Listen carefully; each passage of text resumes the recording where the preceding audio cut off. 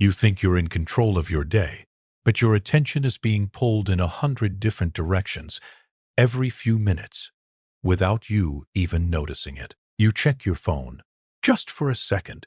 You scroll a little longer than you planned, and before you realize it, your focus is gone. It doesn't feel dangerous. It doesn't feel like a problem, but it is.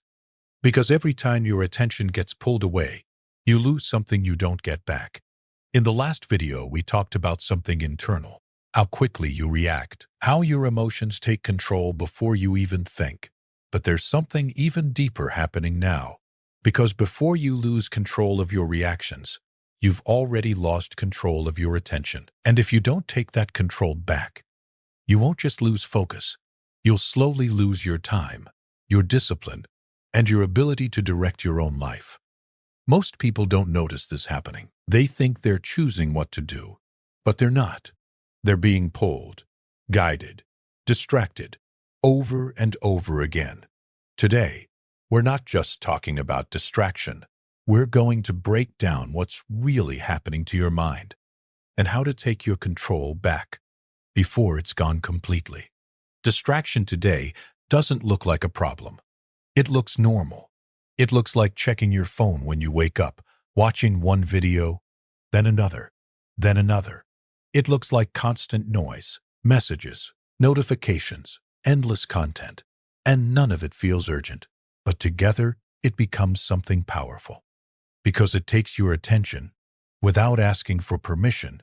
The problem isn't just that you get distracted. It's that your mind never gets a moment of stillness.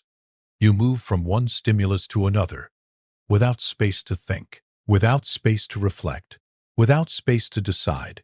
And over time, this changes something inside you. Your focus weakens. Your patience disappears. Your ability to stay with one thought, one task, one idea starts to fade. You begin to rely on constant stimulation just to feel engaged. Silence feels boring, and that's where the real problem begins. Because when you can't sit with your own mind, you lose the ability to guide it. You become dependent on what's outside of you, instead of grounded in control within. And slowly, without realizing it, your life starts being shaped by what grabs your attention, not by what actually matters. You've probably felt this. Even if you don't talk about it, you sit down to do something important. Maybe it's work. Maybe it's something you've been putting off. And within minutes, your attention starts drifting. You check your phone. Just for a second. Then another second. Then suddenly, 20 minutes are gone. And now it's harder to go back. You feel slightly frustrated, a little disappointed in yourself. But you try again, and the same thing happens. Not because you're lazy, but because your mind has been trained to escape focus, to chase stimulation instead of staying present. And at the end of the day, you feel it, that quiet feeling that something is off, that you had time but didn't really use it, that you were busy but not truly productive. And the worst part is, you know you're capable of more. You know you can focus. You know you can be disciplined. But when the moment comes, it slips away. Not all at once, but little by little, through small distractions that seem harmless, but slowly take everything. Your brain isn't broken. It's responding exactly the way it was designed to. It seeks what feels rewarding, what feels easy, what feels immediate. And modern distractions are built around that. Every scroll, every notification, every piece of content is designed to capture your attention and hold it. Not for your benefit, but because your attention has value. The more time you spend, the more you engage, the more you stay. So your mind adapts. It gets used to constant stimulation, quick rewards, fast changes, endless novelty. Deep focus starts to feel harder because it doesn't give instant results. It requires effort, patience, stillness. Things your brain is now avoiding. This is why you feel restless, why you switch tasks quickly, why you struggle to stay with one thing, even when you want to. It's not a lack of ability. It's a habit that's been reinforced over and over again. And until you become aware of it, it continues, quietly shaping how you think, how you act, and how you spend your life. The Stoics understood something most people ignore. Marcus Aurelius wrote about guarding the mind, not just from emotions, but from unnecessary noise. Because what you give your attention to, you give your life to. And Epictetus taught a simple idea. Some things are in your control, some things are not. But your attention, where you choose to place it, that is yours. And if you don't control it, something else will. The Stoics didn't try to escape the world. They learned to move through it without losing themselves in it. They didn't react to everything, and they didn't give their attention away easily, because they understood something powerful. Distraction is not harmless. It's a slow loss of control, a quiet surrender of your focus, your clarity, your ability to think deeply and act intentionally. And the more you give into it, the harder it becomes to take that control back. Before every reaction, there is attention. Something catches your mind first, a thought, a notification, a feeling. And in that moment, your attention moves. If you don't notice it, your reaction follows automatically. This is where most people lose control, not at the reaction, but before it, when their attention gets pulled without awareness. But there is a gap here, a small moment between what grabs your attention and what you choose to do next. If you catch it, you can redirect yourself. But if you miss it, you get pulled into the same patterns, the same distractions, the same loss of time. This gap is subtle, easy to overlook, but it's where your power lives, not in reacting better, but in choosing what deserves your attention in the first place.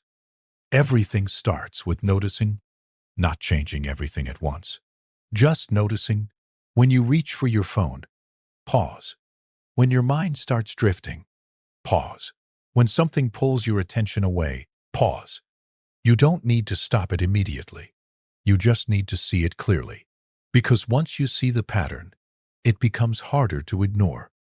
You start recognizing how often it happens, how automatic it feels, how quickly your focus disappears without your permission. And that awareness creates distance. Distance from the habit, distance from the impulse. And in that distance, you gain control. Not all at once, but slowly, one moment at a time. You don't need to escape the world to regain control. You don't need extreme discipline. You need small, consistent shifts. Start with your environment. What surrounds you shapes your attention. If your phone is always within reach, you will reach for it. So create distance. Put it away when you're working. Turn off unnecessary notifications. Not forever, just long enough to feel the difference. Then move to your focus. Pick one task, just one, and stay with it, even when your mind starts pulling away. It will feel uncomfortable at first. You'll want to check something, switch tasks, escape the stillness. But don't. Stay a little longer than usual. Even 30 seconds more matters, because that's where control is built, not in perfection, but in resistance. Then, notice your impulses. When you feel the urge to check your phone, pause. Don't act on it immediately. Let the urge exist without following it. You'll realize something important. The urge passes. It doesn't control you unless you obey it. And slowly, something shifts. Your mind becomes less reactive. Your attention becomes more stable. Not because the world changed, but because you stopped giving it constant access to your focus. And that's how control begins. Quietly, gradually, but powerfully. When you take control of your attention, the world doesn't become quieter, but your mind does. You stop feeling pulled in every direction. You stop reacting to every notification, every distraction, every small impulse. There's a space that begins to form inside you, a kind of stillness, where you can think clearly, without interruption, where you can focus, without constantly drifting away. And in that space, you start to notice something different. You're no longer chasing everything. You're choosing. choosing what matters, choosing what deserves your time, choosing what deserves your energy.